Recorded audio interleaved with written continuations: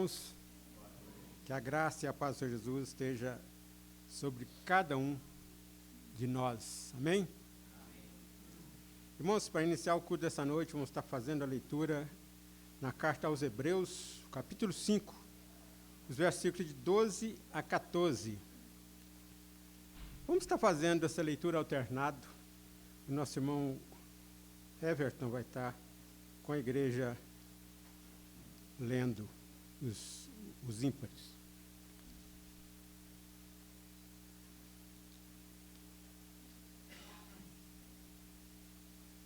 Carta aos Hebreus, capítulo 5, de 12 a 14. Lemos. Pois com efeito, quando devia ser mestres, atendendo ao tempo decorrido, tendes novamente necessidade de alguém que vos ensine de novo quais são as primícias, os princípios elementares dos oráculos de Deus. Assim vos tornastes como necessitados de leite e não de alimento sólido. Ora, todo aquele que se alimenta de leite é inexperiente na palavra da justiça, porque é criança. Mas o alimento sólido é para os adultos, para aqueles que pela prática têm as suas faculdades exercitadas para discernir não somente o bem, mas também o mal. Amém? Vamos estar orando, irmãos? Antes, porém, eu pediria à igreja que você possa ter um momento silencioso, você está confessando seus pecados ao Senhor. Logo em seguida, eu estarei quebrando o silêncio.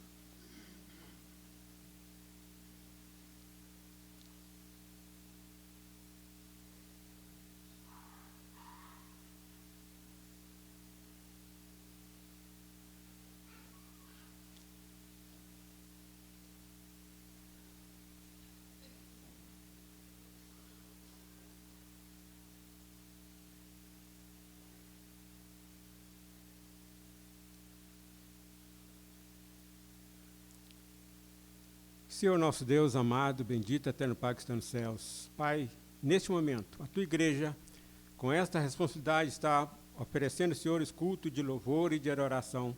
Nós, Pai, viemos nos entregar nas Tuas santas mãos, reconhecendo o nosso estado, Pai, humano, que somos, Pai, pecadores, mesmo não querendo fazer isso, mas nós fazemos, Pai, pecamos contra Ti. Por isso, Pai, reconhecendo que o Senhor é um Deus soberano, um Deus grande, um Deus sobre todas as coisas, mas também um Deus que se importa com nós. Por isso, Pai, humildemente eu venho pedir ao Senhor perdão pelos meus pecados e que o Senhor esteja bem perdoando os pecados dos nossos irmãos, aqueles que estão neste momento diante do Senhor, pedindo perdão. Que eles, Pai, estejam fazendo isso, e cada um de nós estejamos fazendo isso com toda a singeleza, com toda a sinceridade do nosso coração. E, Senhor, pela Tua graça, perdoa-nos, Pai, para estarmos podendo aqui oferecer um culto que seja agradável ao Senhor. Pai, eu entrego em Tuas santas mãos, entrego esta igreja em Tuas santas mãos, no precioso nome do Senhor Jesus Cristo, nosso amado, bendito e eterno Salvador, agora e sempre. Amém. Irmãos, nesse momento vamos estar cantando o hino de número 104, vou pedir aos nossos irmãos do grupo de música que estejam aqui na frente, ajudando a igreja no cântico desse hino. Hino de número 104, Linda Melodia.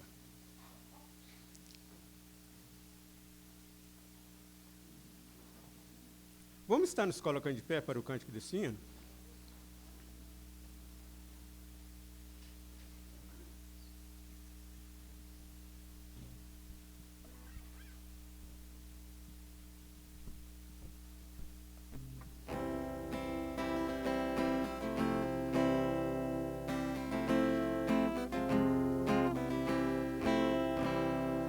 Mais do que milhares, é Cristo meu bom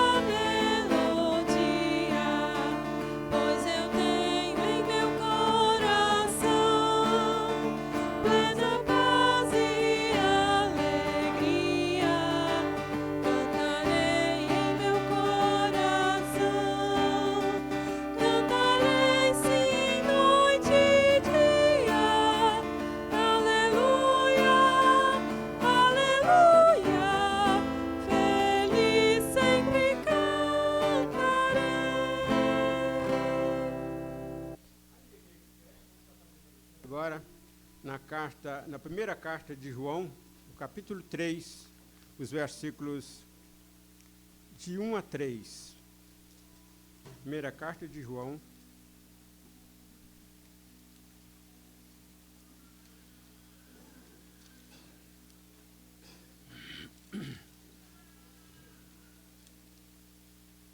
De 1 a 3. Esses vamos estar fazendo a leitura em conjunto.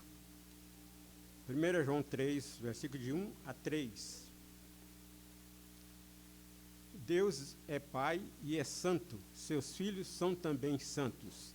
Leiamos assim: Vede que grande amor nos tem concedido o Pai, a ponto de sermos chamados filhos de Deus, e de fato somos filhos de Deus. Por esta razão, o mundo não nos conhece, porquanto não o conheceu a Ele mesmo. Amados, agora somos filhos de Deus, e ainda não se manifestou o que haveremos de ser. Sabemos que, quando Ele se manifestar, seremos semelhantes a Ele, porque haveremos de vê-lo como Ele é. E a si mesmo se purifica todo que nele tem esta esperança, assim como ele é puro. Amém.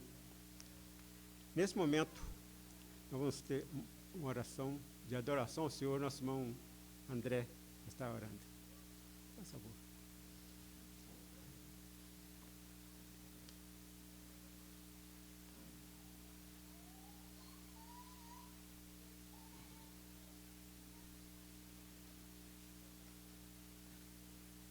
Boa noite, irmãos. Oremos. Pai Santo, o teu povo aqui reunido, a tua igreja, louve e adora ao Senhor pelo teu cuidado e pelo teu amor para conosco. Agradecemos porque mais uma semana se passou, em tudo vimos a tua mão nos livrando, nos guardando, em tudo nos suprindo, especialmente nos concedendo da tua companhia, Pai, da paz do Senhor, do amor e da alegria que o Senhor dá aos nossos corações e faz-nos viver. Agradecemos, meu Deus, pela tua santa palavra, que é luz para os nossos caminhos, que nos direciona, que nos guia. Louvamos ao Senhor pelo teu Santo Espírito, pelo qual o Senhor fala aos nossos corações. Pai Santo, nós te louvamos porque o Senhor nos chama, nos convoca e nos concede a graça de estarmos aqui no dia do Senhor para louvarmos e bendizermos ao teu nome, para ouvirmos a tua palavra. Que de fato seja assim, Pai. O Senhor nos direcione essa noite, nossos louvores e nossa adoração. Que o Senhor abra os nossos corações também, para possamos dar atenção à tua palavra, estarmos atentos e que possamos guardar em nossos corações e vivê-la também, em adoração e submissão ao teu Filho amado, Jesus Cristo. Acima de tudo, meu Deus, nós te louvamos porque nós estávamos desgarrados como ovelhas perdidas, meu Deus, mas o Senhor fez cair sobre o teu Filho amado toda a nossa iniquidade. E então nós, que estávamos longe, que não éramos povo do Senhor, estávamos distantes e perdidos, agora fomos feitos filhos do Senhor, filhos de Deus, e por isso nós te louvamos. E essas bênçãos, essas promessas que o Senhor nos concede, não são apenas para essa vida, mas são por toda a eternidade, meu Deus. Por toda a eternidade estaremos com o Senhor e com o teu Filho amado, Jesus Cristo, o nosso Senhor, no nome de quem nós oramos nesta noite. Amém.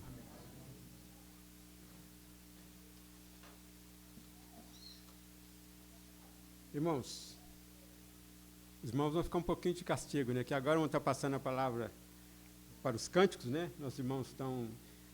Não adianta eu pedir aos irmãos para sentar, que os irmãos vão pedir para levantar. Então, os irmãos continuem de pé, vão estar então louvando o Senhor neste momento com os cânticos. E neste momento, a igreja está com a oportunidade de trazer seus dízimos e suas ofertas. No segundo cântico.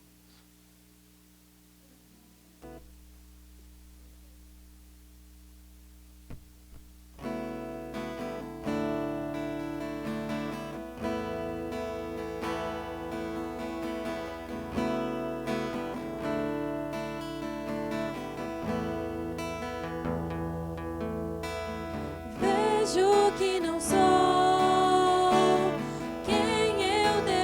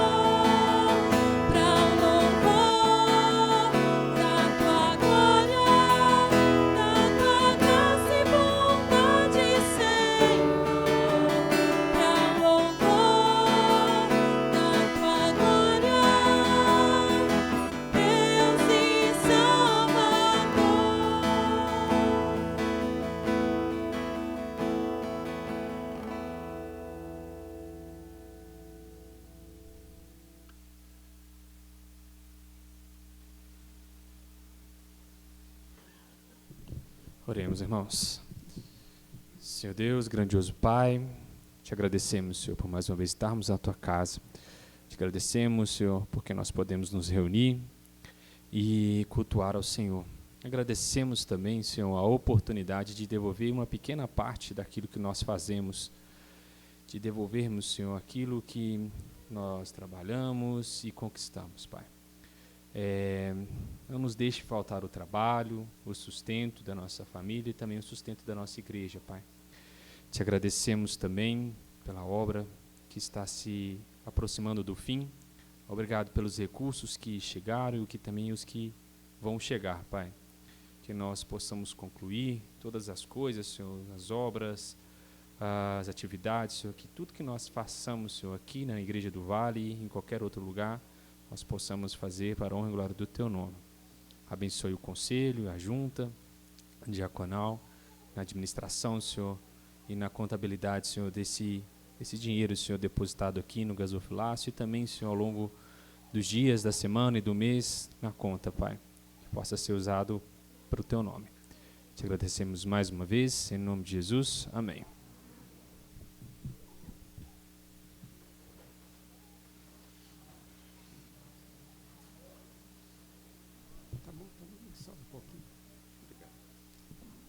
Irmãos, agora vamos estar fazendo a leitura do Salmo de número 119, os versículos de 9 a 11. Salmo de número 119, de 9 a 11. Vamos estar fazendo essa leitura também em conjunto.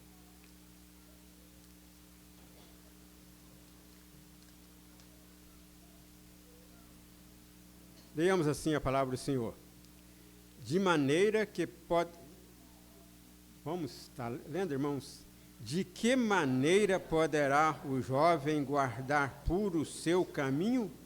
Observando-o segundo a tua palavra, de todo o coração te busquei, não me deixes fugir aos teus mandamentos.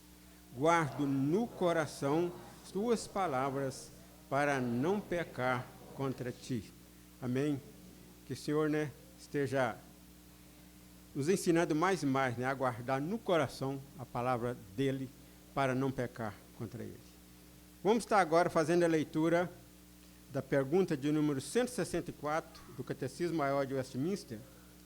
Vamos estar fazendo a leitura da pergunta e também da resposta. Toda a igreja. Leamos. Quantos sacramentos instituiu Cristo sob o Novo Testamento? Leamos. Sob o Novo Testamento, que instituiu Cristo e sua igreja, somente 2 sacramentos, o batismo e a Santa do Senhor. Amém? Irmãos, nesse momento vamos estar passando a palavra para o nosso irmão Iago.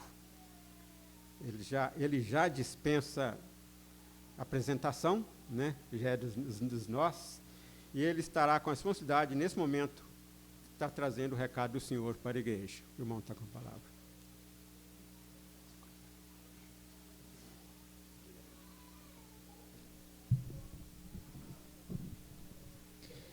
Boa noite, meus queridos.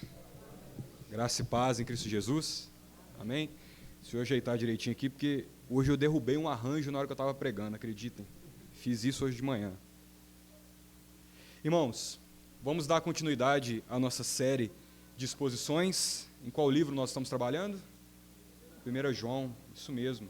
Estou tendo a missão com os irmãos de expor 1 João. Hoje nós chegamos ao 5º de 15 sermões que nós ouviremos e examinaremos nessa série em 1 João. Hoje, capítulo 2, 1 João capítulo 2, verso 12.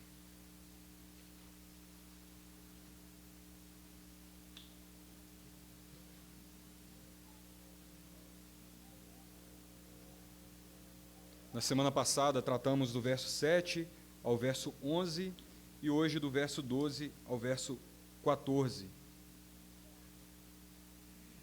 Nós chegaremos hoje a mais um daqueles testes de salvação que nós estamos examinando um a um, e João hoje nos apresenta mais um deles. 1 João, capítulo 2, verso 12. Mesmo assentados, queridos, mas com coração reverente, sabendo que o que nós vamos ler agora é a palavra de Deus, é algo de Deus respirado para nós pelo próprio Espírito de Cristo. Escute com fé o que diz a palavra do Senhor. Filhinhos, eu vos escrevo porque vossos pecados são perdoados por causa do seu nome. Pais, eu vos escrevo porque conheceis aquele que existe desde o princípio. E jovens, eu vos escrevo porque tendes vencido o maligno. Filhinhos, eu vos escrevi porque conheceis o Pai. Pais, eu vos escrevi porque conheceis aquele que existe desde o princípio. Jovens, eu vos escrevi porque sois fortes, e a palavra de Deus permanece em vós, e tendes vencido o maligno. Vamos orar?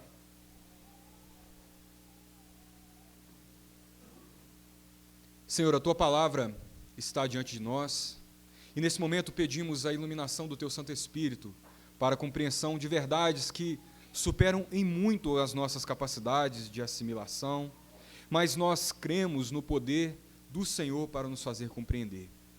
Meu Pai, eu nada tenho para oferecer ao Teu povo, senão aquilo que vem do próprio Senhor. Por isso, por meio da Tua palavra, nesta noite, instrua o nosso coração, nos conforme a imagem de Cristo, no nome de quem oramos.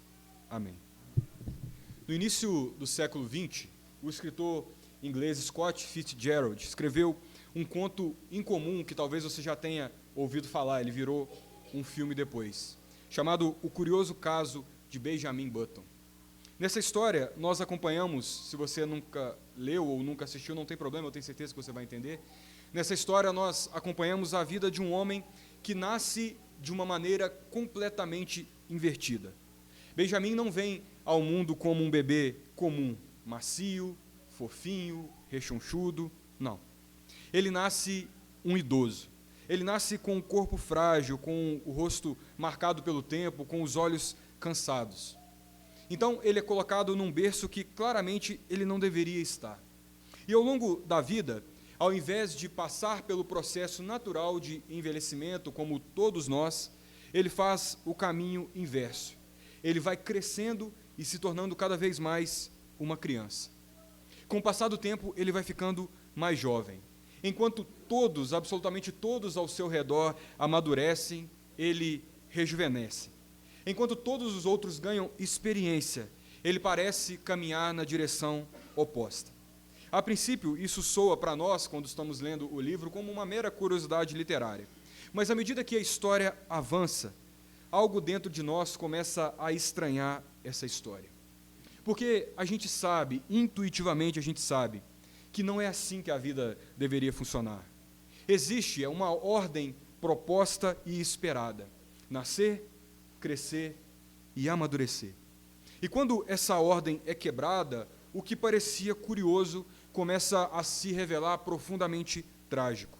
E talvez o ponto mais inquietante dessa história, dessa ficção, não seja a fantasia em si, mas o que é inquietante nela é o espelho que ela revela e que ela levanta diante de nós. Porque, vem cá, se a gente for realmente honesto, nós sabemos que é bem possível atravessar os anos sem, de fato, amadurecer. É possível acumular bagagem, acumular tempo e ainda assim, irmãos, permanecer imaturo e aprender muito, muito pouco. Isso nos leva a uma pergunta um tanto quanto desconfortável, mas necessária. Será que o tempo está de fato nos fazendo crescer e amadurecer?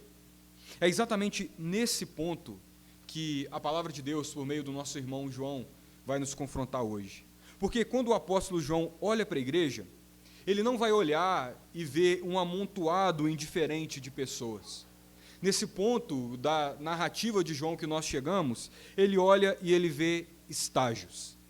Ele vê crescimento, ele vê desenvolvimento real. Ele vê filhinhos, ele vê jovens, ele vê pais na fé. E ao fazer isso, ele está nos ensinando algo fundamental. A vida cristã não pode ser estática. A Escritura vai deixar muito claro para a gente hoje: maturidade espiritual, escute, não é determinada pela idade. a jovens maduros na fé, como o caso de Timóteo, na casa dos 30, para quem Paulo escreve, a idosos que ainda são recém-nascidos espirituais. O que define a maturidade não é o tempo de vida, mas é a caminhada com Cristo. Então, hoje, em resumo, nós vamos aprender que durante a caminhada cristã, pela graça do Senhor, crescemos em maturidade. E nós fazemos isso, nos auxiliando mutuamente. Essa é a nossa mensagem de hoje. Nós vamos ver isso em 3 partes. A primeira delas que eu quero trabalhar com vocês é que as criancinhas de Deus experimentam perdão de pecados. João começa pelo início da caminhada. Primeiro, ele nos mostra que as crianças de Deus já experimentam a maior bênção de todas. Elas já têm perdão de pecados. E ele diz, filhinhos. E filhinhos aqui, note, pode ser traduzido literalmente, na verdade, filhinhos nem seria uma tradução tão precisa. O que ele está dizendo aqui é, criancinhas, eu vos escrevo, porque vossos pecados são perdoados por causa do seu nome. E no verso 14 ele retoma, filhinhos, eu vos escrevi porque conheceis o Pai. Note o movimento de João até aqui. Você já percorreu comigo aqui um longo trajeto, 4 sermões, esse é o 5º, entendendo o que João está escrevendo. E até esse ponto da carta, você já sentiu o couro arder aqui, porque ele foi bastante incisivo conosco. Ele disse coisas duras, ele afirmou, por exemplo, que se alguém diz está na luz, mas odeia o seu irmão, nós vimos isso na semana passada, na verdade, permanece nas trevas. Ele disse também que aquele que afirma amar a Deus, mas vive de forma descompromissada com o crescimento espiritual, é mentiroso. E sabe, talvez justamente por perceber o efeito disso no coração dos seus leitores, o peso de todas as coisas que João vem trazendo agora, então nesse momento ele muda o tom. Depois de confrontar a igreja, explicar os perigos do gnosticismo, bater bastante nos imaturos, falar daqueles que mentem ou dizer que amam seus irmãos, depois de confrontar, ele consola. Ele diz assim, é mais ou menos como se ele dissesse, calma, não é para você sair da leitura dessa carta desesperado, achando que você não pertence a Cristo. Eu quero te explicar agora, depois de te apertar bastante, alguma coisa sobre progresso na vida cristã. E João agora vai introduzir aqui uma categoria muito, mas muito importante para a vida cristã. A ideia de desenvolvimento, de crescimento, de estágios distintos na caminhada com Deus. E o apóstolo João, nosso irmão, ele tem esse coração profundamente pastoral. Ele quer que a gente entenda que nem todos aqui nesse salão, estão no mesmo ponto. Que há diferenças reais de maturidade espiritual. E outra, isso não é motivo de desespero. Não é o fato de alguém ainda não ter alcançado o nível de firmeza, de profundidade, de estabilidade de quem já caminha com o Senhor há muitos anos. Isso não deve te causar desespero. Então João, como o bom pastor, ele vai agora interromper esse fluxo argumentativo para cuidar do coração do rebanho. Ele não apenas confronta, como ele fez até agora, ele agora também vai te encorajar. Sabe, irmãos, a gente precisa aprender com isso. Precisa mesmo. Porque, via de regra, nós somos muito mais apressados, muito mais rápidos em identificar falhas do que em reconhecer evidências da graça na vida das pessoas. Nós, de certa forma, fomos treinados para perceber o que tem de errado na vida dos outros. A gente sabe apontar, nós sabemos corrigir, a gente sabe até repreender quando é necessário, mas raramente nós sabemos encorajar. Raramente nós olhamos para a vida de um irmão e dizemos, isso que você fez hoje me lembrou Cristo. Essa decisão que você tomou foi digna de um discípulo. Responde para si mesmo diante de Deus. Qual foi a última vez que você fez isso? E sabe, João faz exatamente isso aqui. Ele olha para aqueles crentes, aqueles que ainda eram imaturos em muitos aspectos, os quais ele chama de criancinhas, e a gente vai entender isso, e afirma, há em vocês sinais reais da obra de Deus. Ele não ignora os problemas. Ele sabe que existem problemas na imaturidade cristã. Mas João também não ignora a graça. E diante disso surge uma pergunta importante para você compreender todo o restante dessa exposição. Como que a gente deve entender essas categorias que João utiliza aqui? Ele vai falar de filhinhos, ele fala de jovens e ele fala de pais. Será que João está falando de idade cronológica, de idade física, de crianças, de jovens, de idosos cronologicamente dentro da igreja? Ao que tudo indica, não. Talvez você já tenha lido esse texto assim durante vários momentos na sua vida. Talvez você já deve ter usado até nas programações da UMP. Jovens, vocês são fortes, achando que ele está falando de jovem cronológico, do pessoal da mocidade, mas não é isso. Uma leitura mais coerente é de que João está descrevendo estágios espirituais. Ele está falando de crianças na fé. Ele está falando de jovens na fé. Ele está falando de pais na fé. John Stott é quem nos explica isso. Ele diz que isso faz muito sentido, justamente porque a vida cristã ela não é estática, ela é dinâmica, ela cresce, ela amadurece. E João agora quer nos ajudar a entender como esse crescimento se manifesta, como um daqueles 3 testes de salvação que eu prometi para vocês. Hoje, no 5º sermão, a gente vai aprender ele. Ao mesmo tempo, ele quer nos dar segurança no meio de todo esse processo. Assim como na vida física, irmãos, cada fase do crescimento, você sabe disso, é marcada por desafios próprios, por conquistas específicas, por características bem definidas. Na sua vida física, no seu trabalho, no seu treino, é assim. Mas na vida espiritual também é. Perceba, uma criança enfrenta coisas que um adulto já superou. Um jovem, ele vai lidar com batalhas que crianças nem compreendem.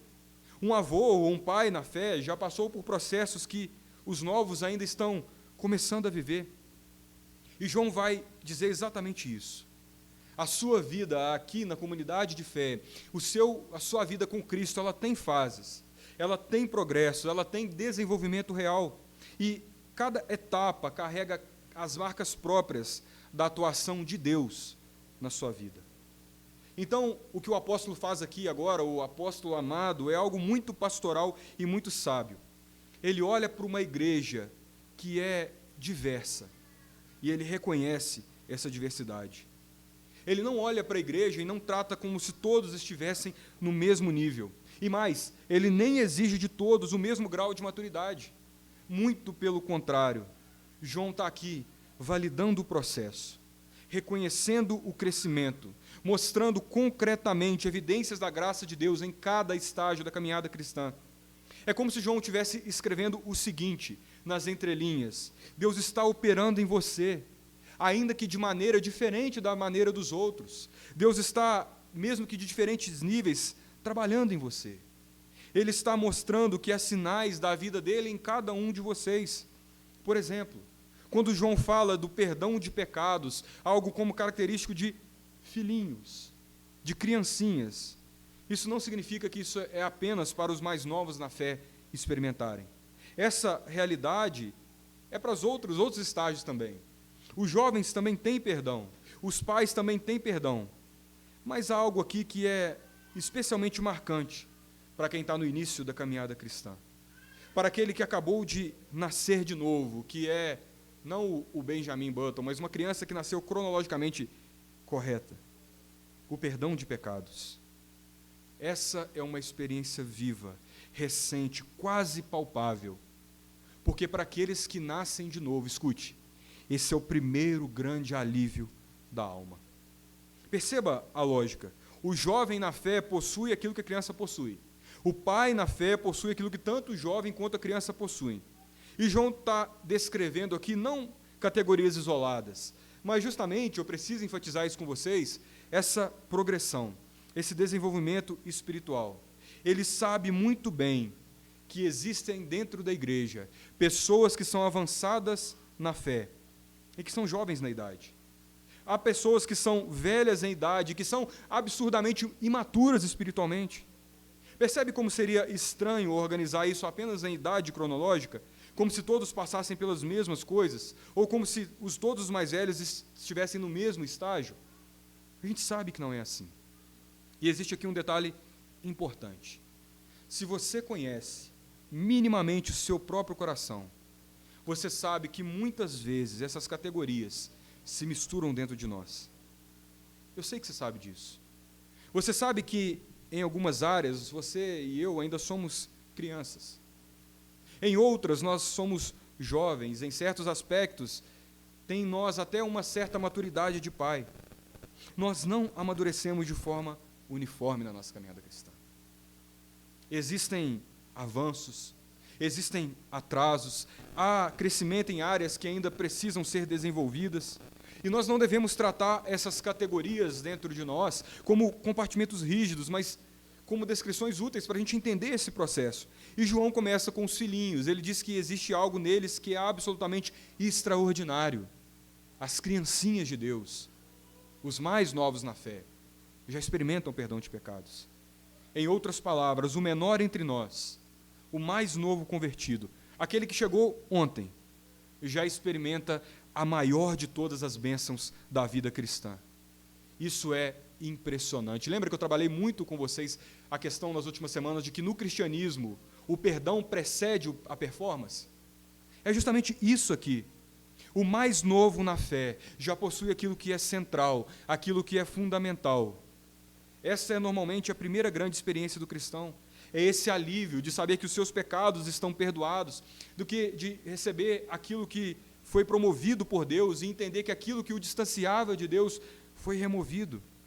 Que depois de viver distante, às vezes fora da igreja, ou distante dentro da igreja, mas com o coração longe, algo aconteceu, algo foi feito por ele, e agora, finalmente, ele pode se achegar a Deus, e mesmo sendo um bebê espiritual, ele pode desfrutar perdão. Meu irmão, minha irmã, escute uma coisa.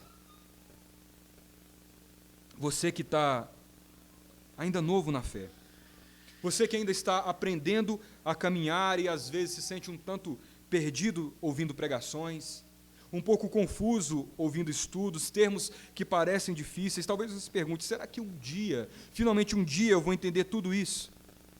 Deixe-me te encorajar com as palavras de João. Você já tem o mais importante. Os seus pecados já foram perdoados. O maior problema da sua existência já foi resolvido. E mais, você já conhece o Pai. Você não é um estranho. Você foi adotado, você é um filho, você é, nas palavras de João, um filhinho amado. Você já foi introduzido num relacionamento real e pessoal com o amor encarnado, como nós vimos na semana passada. Lembre-se, na semana passada, quando nós aprendemos o que é amor, nós aprendemos que no cristianismo o amor é encarnacional. O amor é encarnado e você já tem isso. Então não se intimide com o caminho que está à sua frente. Sim, há crescimento, sim, há profundidade, mas você já tem o essencial. Você já é de Cristo e Cristo é seu. Pense nisso. Em qual outro lugar, nesse mundo, um recém-chegado recebe privilégios? Em qual clube, em qual instituição, em qual sistema desse mundo, um novo membro já tem acesso ao que há de mais precioso? Isso não existe. Mas na família de Deus é assim. O mais novo já recebe o maior bem, o perdão de pecados. Aqui você já chega sentando na janela. E isso confronta diretamente a lógica de muitas religiões e muitas filosofias, inclusive a que nós estamos combatendo desde o primeiro sermão. Lembra? O gnosticismo, por exemplo. João está dizendo e combatendo essa heresia há muito tempo. E essa heresia, que existe hoje modernamente, não pense que não, nós já vimos isso. Ela ensinava que você precisava trilhar um longo caminho de iluminação, de crescimento, para quem sabe um dia alcançar perdão. E João inverte completamente isso. Ele diz, olha, vocês, criancinhas do reino, já estão perdoados. O Pai já o recebeu. Essa é a radicalidade contra-intuitiva do Evangelho. Alguns acham que a arrogância é dizer, eu já fui perdoado. Isso soa para muitos como presunção. A lógica secular é você passar a vida inteira tentando fazer o bem, acumulando boas ações, e no final, quem sabe, você tem um veredito em seu favor. Mas o Evangelho não ensina isso. O Evangelho ensina que em Cristo o perdão não é um prêmio futuro, mas é uma realidade presente. Agora, isso também é para os mais maduros na fé. Você que já está há um tempo caminhando com Cristo, presta atenção, porque é muito fácil, com o passar do tempo, perder o encanto por essa verdade básica. É muito fácil isso acontecer. Sabe, a vida aperta a gente, torce a gente um pouco, ou muito. Surgem problemas financeiros, conflitos familiares, pressão no trabalho. E pouco a pouco, a alegria simples de os meus pecados foram perdoados vai desvanecendo, vai sendo abafada. Não permita que a vida afogue essa alegria no seu coração. Porque João nos chama de volta a isso, a alegria que as criancinhas têm. Quando, a partir de amanhã, a sua semana apertar, lembre-se de uma verdade: o seu maior problema já foi resolvido. Não importa o tamanho da batalha que você enfrentará a partir de amanhã, o que você tinha de mais radical e de mais ofensivo contra você já foi removido. Mas, ao mesmo tempo, existe uma responsabilidade para aqueles que são mais maduros. Vocês que já entendem que são pais na fé, me escutem. Vocês que estão cercados de recém-nascidos espirituais, têm por obrigação cuidar deles. E isso envolve, entre outras coisas, a sabedoria na forma de ensinar. A Escritura fala de alimento, nós não vamos ler o texto propriamente dito, porque já está um pouco extenso. Ela fala de alimento apropriado para cada fase. Assim como na nutrição física, na vida espiritual, também existe alimento adequado para cada estágio. E às vezes o que nós fazemos é dar comida pesada demais para aquele que ainda está no início. E às vezes, ao invés de nutrir a pessoa, nós sufocamos, a pessoa engasga, não entende, se confunde, isso é perigoso. Entenda, eu não estou dizendo, eu não estou ensinando aqui que nós devemos ter, nós lemos isso na liturgia, que nós devemos permanecer no leitinho espiritual indefinidamente. Isso também é errado. Crianças precisam crescer, mas crescem com o alimento apropriado. E eu quero abrir um parênteses aqui. Esse é um desafio muito, muito grande para nós, pregadores, inclusive. Você imagina vir aqui e falar numa língua que seja acessível para um público tão heterogêneo ou diversificado, está vendo? Como até nas palavras a gente precisa ter cuidado. Ao mesmo tempo, é missão do pregador te puxar para cima, te fazer compreender complexidade sobre simplicidade. E outra forma de cuidar, o texto está dizendo, é não fazer tropeçar. Jesus foi extremamente sério quanto a isso, João, no outro sermão, foi extremamente sério quanto a isso, porque os mais novos na fé olham para os mais maduros como modelos. Eles imitam, eles observam e se veem em incoerência. Entenda, isso abala profundamente a fé de quem está crescendo. É desanimador para um novo convertido ver alguém que deveria ser maduro, agindo com tamanha imaturidade, contumácia na imaturidade espiritual. E ainda há um perigo para quem está começando na fé, achar que já sabe o suficiente. Já percebeu isso? Isso é comum, a pessoa dá os primeiros passos, entende um conceito ou outro e rapidamente conclui, eu já sei. Mas não é assim. Existe muita profundidade na palavra, existe muita riqueza e muita beleza. E quanto mais você estuda, acredite, mais você percebe que tem muito a aprender. Isso vale tanto para o novo na fé, como aquele que já caminha há muitos anos e nunca se dedicou de fato a um estudo aprofundado das Escrituras.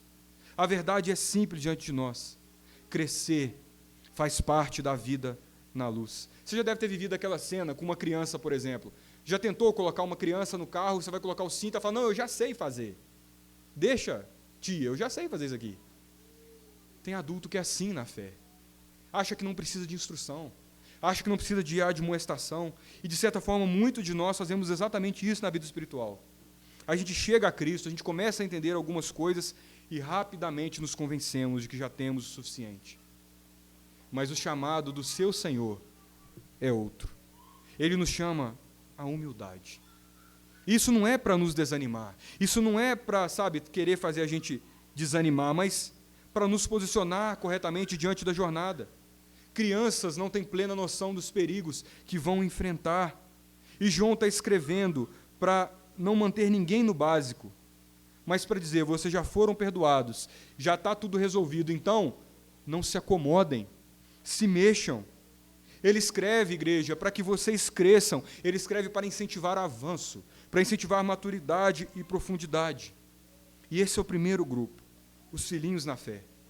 Aqueles que já experimentam desde o início a graça do perdão. Isso nos conduz ao nosso segundo ponto. Porque se os filhinhos são marcados pela alegria no perdão, os pais na fé são marcados pela profundidade do conhecimento de Cristo. Esse é o nosso segundo ponto. Veja novamente o verso 13. Pai, eu vos escrevo, porque conheceis aquele que existe desde o princípio. No versículo 14 ele diz, e repete exatamente a mesma afirmação. João, presta atenção, queria que isso ficasse gravado na sua mente. Ele está apontando para algo precioso. Há entre nós cristãos com o Senhor no coração há muito tempo. Há entre nós gente que perseverou no meio de lutas, que se dedicou ao estudo das Escrituras, que aprendeu a vida cristã e a viver essa vida não apenas na teoria, mas na prática. Existe no meio da igreja pessoas que já foram quebradas, corrigidas, tratadas por Deus. Existe no meio de nós pessoas que ao longo do tempo foram moldadas por essa luz do Senhor. E há algo aqui importante. Esse tipo de maturidade não tem atalho para ele. Não existe um suplemento espiritual que acelere esse processo. Não tem fórmula rápida. O caminho para se tornar um pai ou uma mãe na fé é simples. É simples, mas ao mesmo tempo é exigente. É o uso contínuo, é o uso fiel, é o uso ordinário dos meios de graça. Ano após ano, palavra após palavra, oração após oração, comunhão após comunhão, culto após culto. Não existe outro caminho. Vem cá, você deseja essa maturidade espiritual, ou essa maioridade espiritual? Esteja presente, esteja na igreja, esteja sob a exposição da palavra em uma igreja saudável e fiel.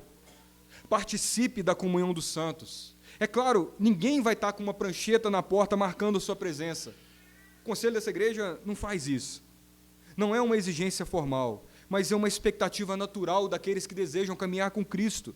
Porque quem quer crescer precisa se alimentar, e negligenciar esse alimento é, na prática, uma forma de subnutrição espiritual, de você virar um anoréxico na fé. Você pode, sim, escolher vir menos. Você pode se ausentar com frequência. Você até pode tratar a vida comunitária como algo secundário, mas me escute, isso terá consequências. Sempre terá. Entre uma delas, é que a maturidade vai demorar a chegar. E quando a vida torcer e apertar, talvez você não tenha os subsídios da palavra para se apoiar. Porque Deus, em sua sabedoria, escolheu, escute, Deus escolheu amadurecer o seu povo pelos métodos ordinários. E nós, muitas vezes, queremos maturidade sem se submeter ao processo. E o que João diz aos pais na fé é algo belíssimo. Vocês conhecem aquele que existe desde o princípio. De quem que ele está falando? De Cristo. Não no sentido de que apenas os maduros conhecem a Cristo. Todos conhecem. Mas existe aqui um relacionamento profundo. Há aqui profundidade. O pai na fé é marcado por esse conhecimento. Um conhecimento que não é meramente intelectual, mas é relacional, é prático, é vivido. Conhecer a Cristo, irmãos, nesse sentido, é o que nós tratamos nos 3 primeiros sermões. É se tornar parecido com Ele. Não é apenas acumular informação, mas é refletir caráter, é evidenciar nas palavras, nas atitudes e nas reações que houve transformação. Ouça, escute uma coisa. Um pai na fé não é alguém perfeito. Nós já trabalhamos aqui que aquele que diz que não tem pecado é mentiroso. Mas é alguém que, mesmo com seus erros, busca demonstrar maturidade, que reconhece, que se arrepende, que volta atrás e que busca o caminho certo. Talvez você esteja em um estágio que já tem condição de ensinar os outros, de ajudar os outros. Isso não é opcional, ok? Você que já é mais maduro na fé, tem a missão, ainda que informalmente, de ensinar aquele que ainda não atingiu maturidade. Porque a maturidade cristã, ela não é um fim em si mesmo. Não existe dom para ser utilizado solo. Não tem isso na vida cristã. Existe para servir. A Escritura fala de homens ensinando homens, de mulheres mais velhas ensinando as mais novas. Fala de uma igreja em que os mais maduros sustentam e orientam os mais novos. E aqui cabe um alerta muito sério. Um dos grandes perigos do nosso tempo é confundir conhecimento teológico com maturidade espiritual. Nunca foi tão fácil adquirir informação, mas informação não é transformação. É possível conhecer muito e ainda assim ser imaturo. Não é porque você leu muitos livros que você é uma pessoa sábia. Você pode apenas ser um tolo com boas referências. É isso que acontece e o resultado é perigoso. Pessoas armadas com conhecimento, mas sem a maturidade e o caráter que deviam acompanhá-lo. É por isso que a Bíblia insiste, presta atenção numa coisa, não sejam precipitados. Não coloquem em posições de ensino e liderança pessoas que ainda não foram provados, que ainda não evidenciaram maturidade, porque isso não se improvisa. Isso se forma ao longo dos anos, na caminhada com Deus. Alguns homens, não todos, mas homens específicos, são chamados por Deus ao presbiterato, por exemplo, seja ele docente ou regente. E o presbítero, no fundo, é isso, um pai na fé, um modelo para a igreja. E qual é o principal requisito para alguém ocupar esse lugar, seja como presbítero ou seja como pastor? É simples, mas é profundo. Que esse homem se pareça com Cristo, no seu conhecimento, nas suas ações, no seu testemunho. É por isso que quando alguém fala em líderes imaturos, tem uma coisa que não encaixa na Escritura. A expressão soa estranho, porque ela é de fato um contrassenso. Eu já vi na prática, em alguns lugares, presbíteros que não conhecem a teologia da sua própria igreja. Como isso é possível? Como a pessoa vai seguir o que a Escritura está dizendo e que ele seja apto a ensinar? Note, não é que ele seja apto para pregar, mas ele é obrigado a estar apto a ensinar.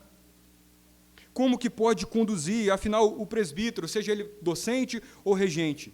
É aquele justamente que, pela graça, já amadureceu ao ponto de se tornar pai na fé. Precisa de caminhada cristã, precisa de ser escrutinado e testado e provado pelo tempo. Precisa servir de modelo para a igreja. Não como pessoas que apresentam comportamentos imaturos, pessoas nas quais você não pode confiar. Esse é o modelo que Deus prescreve para a igreja. Homens que poderiam assumir a liderança da sua igreja, sem que você tema o resultado disso. Da mesma forma, quando o homem ainda é dominado por pecados típicos da juventude, isso revela que ele ainda está num processo de crescimento. Ainda não chegou ao ponto da maturidade esperada de um pai na fé. E sendo assim, não deveria ser colocado nesse ofício. Porque os líderes são, pela norma das Escrituras, homens chamados por Deus para ensinar. Mas ensinar também, e não somente, com a vida e com a autoridade que nasce dessa experiência cristã. Isso nos leva, queridos, a uma preocupação real. Algo que eu tenho conversado com muitas pessoas. Ordenações apressadas.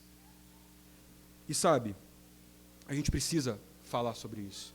A gente precisa entender como a Escritura nos ensina esses imperativos. Percebe? Há uma inversão aí. E quando a ordem bíblica é invertida, a igreja inevitavelmente vai sofrer. Um outro perigo para os maduros, e mais sutil, é que a familiaridade com todas essas coisas da fé esfria o coração. A sensação do já sei, de que não há mais surpresa nas Escrituras, de que nada mais te impressiona, isso é um sinal de alerta, porque maturidade verdadeira não endurece o coração. Maturidade verdadeira, ela vai aprofundar esse assombro que você sente diante da grandeza das Escrituras, diante da grandeza com que nós estamos lidando. Conhecer aquele que é desde o princípio não é apenas saber sobre Cristo, mas é saber sobre Cristo ao mesmo tempo em que você é moldado por Ele. Isso é a marca de um pai na fé, como João está dizendo. E ainda há um terceiro e último grupo, os jovens na fé. E esse, curiosamente, é o maior grupo dentro da igreja. Se filhinhos se alegram no perdão, se pais se destacam pela maturidade e conhecimento, os jovens na fé, eles aparecem aqui como aqueles que estão no meio da batalha. E esse é o terceiro movimento do texto. João diz: jovem, eu vos escrevo, porque tendes vencido o maligno, porque sois fortes, e a palavra de Deus permanece em vós. E este é um estágio marcado por tensão. Existe força, existe crescimento, existe vitória, mas também há lutas intensas. Lembra que nós estamos falando de jovens na fé, não necessariamente jovens na idade. o jovem na fé, ele não é mais um bebê, ele já saiu do básico, ele já começou a compreender mais profundamente a palavra, mas ele ainda não chegou à estabilidade do pai na fé. É um tempo de batalhas, é um tempo que se descobre que a vida cristã não é tão simples quanto parecia no início. E sabe, isso pode desanimar, pode gerar a sensação de que algo está errado. Mas João está fazendo aqui justamente o contrário. Ele está encorajando, ele está dizendo, vocês são fortes. A palavra de Deus permanece em vocês. Vocês têm vencido o maligno. Note o tempo verbal aqui. Não é uma vitória futura, é algo que já está acontecendo. E João nos convida a olhar para trás, você que é jovem na fé, e perceber, houve mudança. Pecados perderam a força. Verdades que antes eram tão confusas, hoje são claras. De novo, isso não é perfeição, isso é progresso. E sabe, irmãos, a vida cristã não é uma linha reta, sem falhas, mas é um caminho que, ao longo do tempo, a graça produz, e produz vitória real. E jovens na fé, João quer que vocês percebam isso, que nós percebemos isso, para que não haja desânimo, mas para que a gente continue caminhando, porque o chamado não é para parar, o chamado é para seguir, é para continuar crescendo, é para continuar lutando e continuar se alimentando da palavra, que o texto diz, permanece em você. É confiar que aquele que começou a boa obra é fiel e poderoso para completá-la. E eu sei que embora a luta esteja difícil em alguma área, embora pareça que certo pecado nunca vai te abandonar e nunca será vencido, embora pareça que certas atitudes sempre vão te empurrar para o erro, João quer te encher de esperança e dizer, você é forte. Que a força esteja com você, não. Não porque a força está com você, mas porque o Senhor está com você.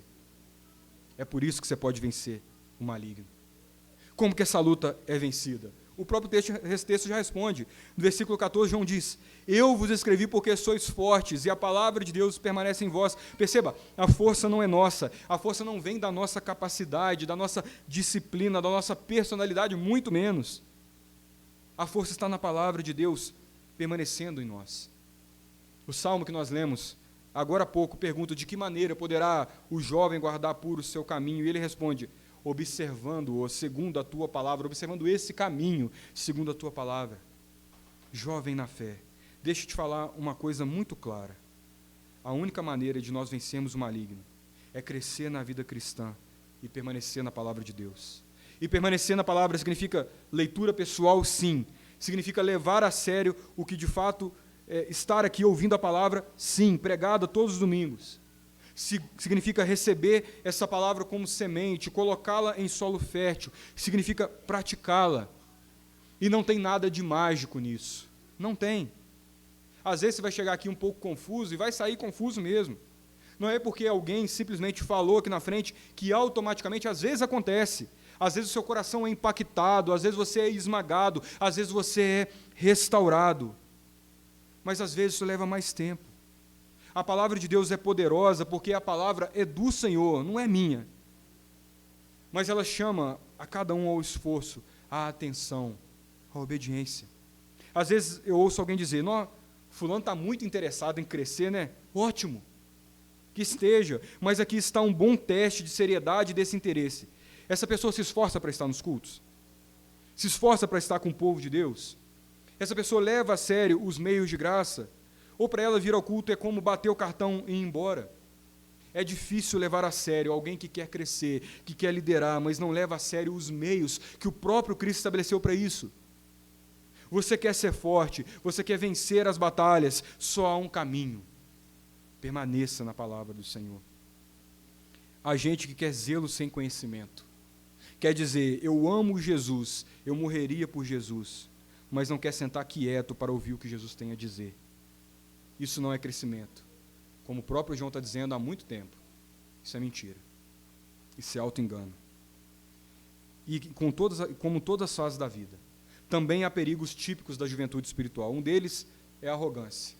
É achar que a luta já terminou, como se as vitórias iniciais significassem que não há mais perigo.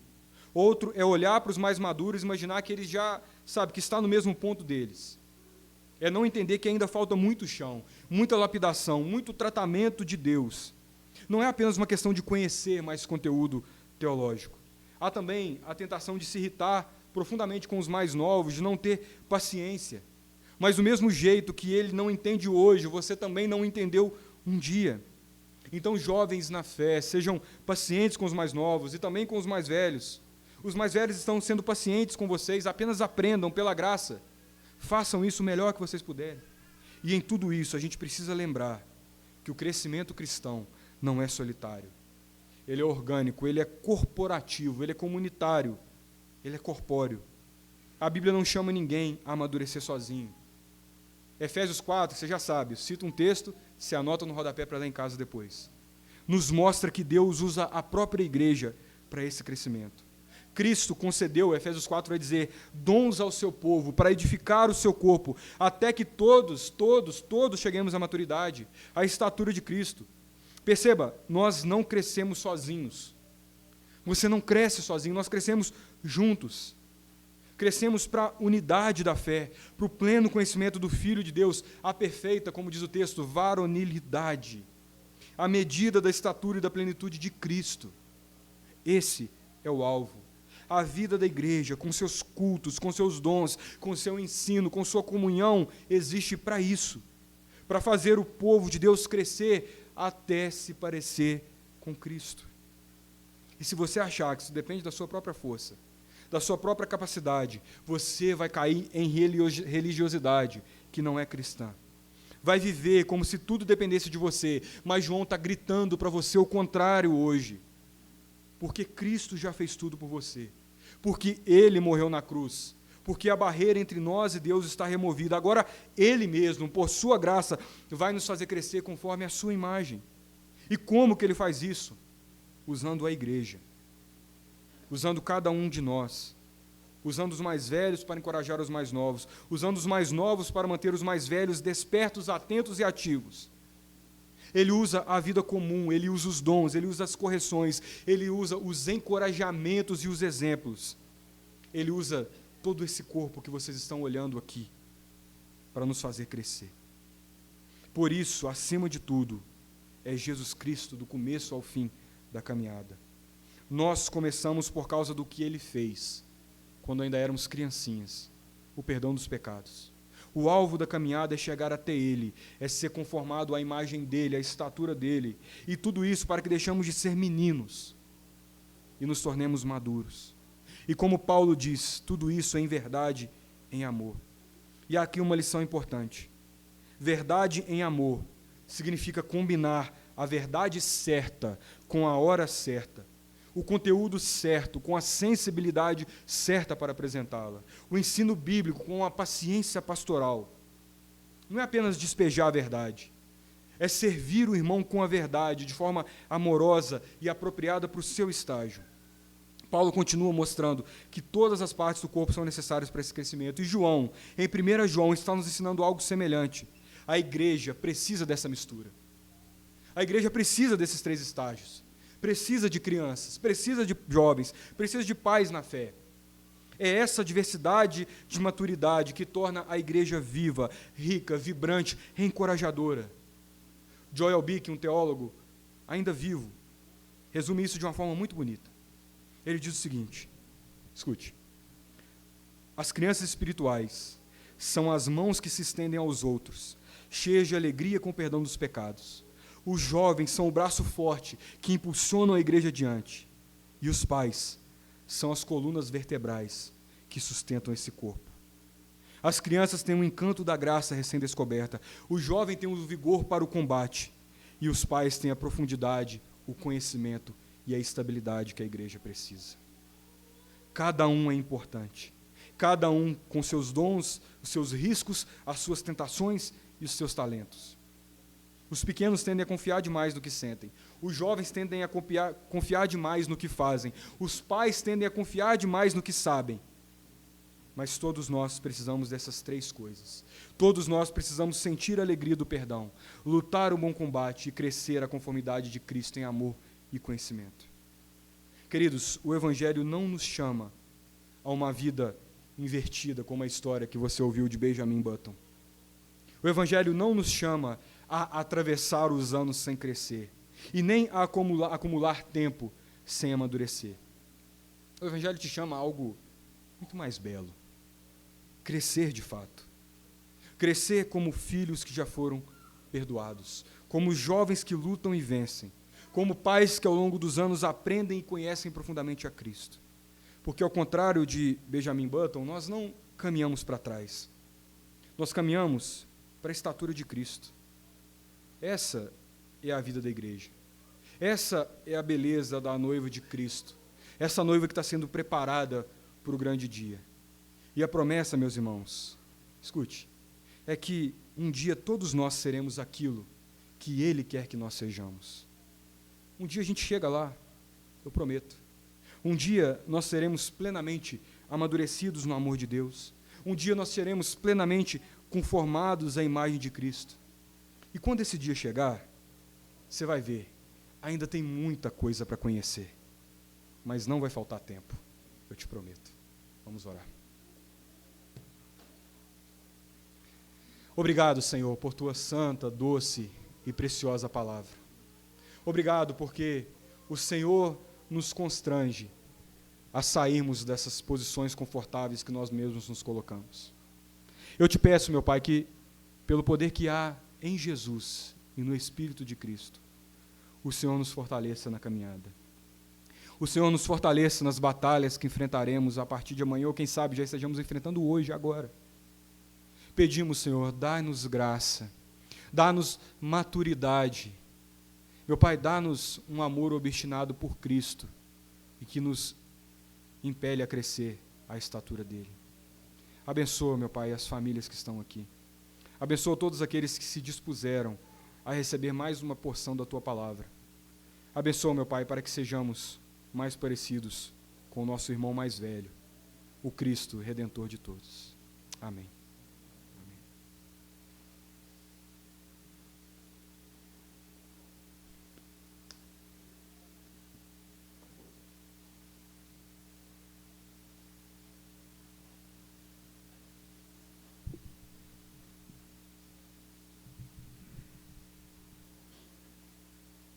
Irmãos, eu vou estar orando mais uma vez e logo em seguida nós vamos estar terminando o culto, vamos estar fazendo alguns avisos. Vamos orar. Querido Deus, nosso amado, bendito, eterno Pai que está nos céus. Pai, te somos imensamente gratos por esse momento tão importante que tu tens dado e podemos estar aqui, Pai, ao final desse culto, agradecendo ao Senhor, porque o Senhor tem sido gracioso para com a tua igreja nesse momento, trazendo o recado do Senhor através do teu servo, pela tua palavra, através do teu servo, Pai, para a tua igreja. Nós te agradecemos, Pai, te pedimos, o Senhor esteja nos encorajando mais e mais a procurar realmente viver uma vida de conformidade com a tua santa e bendita palavra. Pai, nesta semana, nós nos entregamos nas tuas santas mãos e te pedimos, o Senhor esteja nos ajudando, Pai, ajudando a cada um de nós, a cada um individualmente dos teus servos, a procurar, Pai, fazer com que o fruto do Espírito seja mais e mais evidenciado na nossa vida, que nós, ao vivermos, Pai, a nossa vida comum durante essa próxima semana, que possamos estar lembrando da nossa responsabilidade, do nosso dever de viver uma vida como servos do Senhor, uma vida como comprados pelo teu precioso sangue. Pai, eu entrego as tuas mãos a vida do teu servo, nosso irmão seminarista Iago, que trouxe a mensagem da tua palavra. Que ele continue sempre, Pai, nesse propósito de estar desempenhando, trazendo o recado que o Senhor tem para a tua igreja, de acordo com a tua santa e bendita palavra. Entrega em tuas santas mãos, Pai, a vida de cada um dos teus servos que se encontram aqui, que tivemos o privilégio de podermos estar cultuando o Senhor, junto aqui, adorando o teu santo nome, também sendo edificados, sendo alimentados espiritualmente. E eu entrego, Pai, nas tuas santas mãos, os nossos demais irmãos, membros desta igreja local, que não se encontram aqui. Aqueles, Pai, que porventura, por necessidade física, por falta de condição física de estarem aqui, estão em seus lares. Estou lembrando com uma certa especialidade a nossa irmã Marina. Pai, o Senhor esteja cuidando da tua serva ali, em nome do Senhor Jesus Cristo, Pai. sendo da tua vontade, dando à tua serva alívio daquelas dores. E eu te agradeço pela aquela convicção que o Senhor tem colocado naquele coração. Que o Senhor continue sendo ali com a tua serva, Pai, que ela seja, mesmo naquela enfermidade, que ela seja testemunha do Senhor no seu modo de agir, no seu modo de proceder e no seu modo de sempre, Pai, estar grato ao Senhor por tudo que o Senhor tenha proporcionado. Nós te agradecemos, Pai. Entregamos as tuas santas mãos também os nossos irmãos, a nossa irmã Dona Vilma, nosso irmão Adílio. Pai, que também não tem tido oportunidade, não tem podido estar em nossos meios, mas o Senhor esteja abençoando-os ali em seus lares, abençoando-os fisicamente. Ao teu servo, nosso irmão Adílio, naquele seu tratamento, naquela fisioterapia que ele sempre tem feito, que surja efeito ali na sua saúde, sendo assim da vontade do Senhor, Pai. E que eu te peço também, esteja mais e mais fortalecendo a fé dos teus servos, segundo a tua vontade. Eu te agradeço, Pai, pela vida dos nossos demais idosos que se encontram em nossos meios, que o Senhor tem dado a oportunidade, tem dado a condição de estarmos aqui em nossos meios. Pai, nós te agradecemos, porque são bênçãos vindas das mãos do Senhor. Pai, os que se encontram viajando, como nosso irmão Josué, por exemplo, o Senhor esteja guardando ele, Pai, por onde ele se encontra, e no seu retorno, o Senhor esteja trazendo em paz, segundo a tua vontade. Lembramos também de entregar nas tuas santas mãos a vida do pastor Wendel e a sua família, onde ele se encontra neste momento também, que ele esteja sendo alcançado pela misericórdia, pela graça do Senhor. Pai, continue, Pai, abençoando essa igreja.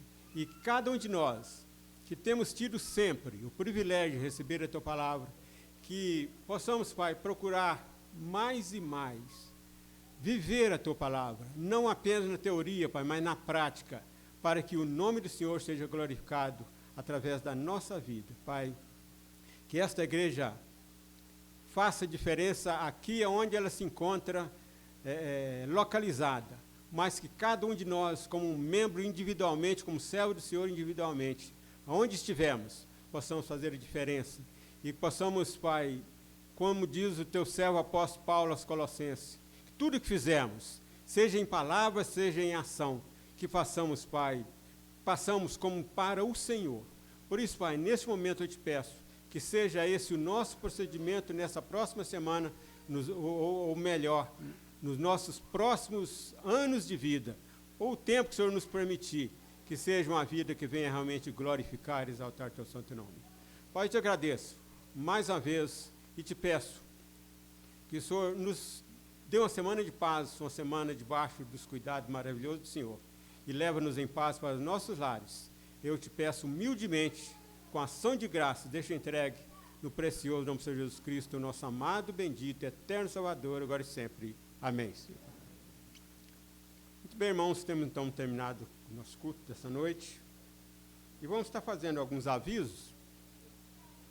Estão, sim, no boletim, eu vou estar salientando para os irmãos, para que nós não percamos, né?